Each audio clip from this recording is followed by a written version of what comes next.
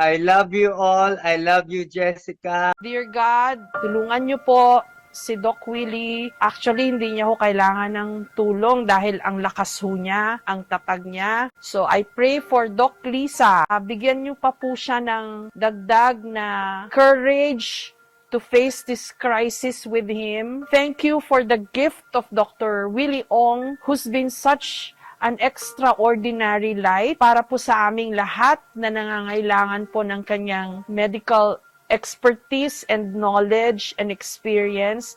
He's been very selfless, Lord. Lahat ng maibibigay niya sa mga humihingi ng tulong sa kanya, lahat tinodo niya. We just pray, Lord, to give him some medicine para hindi niya na po maramdaman pa yung pain dahil sobra na po yung 10 out of 10 na pain threshold niya. So, bigyan niyo po siya ng some magic pill that will reduce the pain or remove the pain para makaya niya pa po yung mga pagdadaanan niya.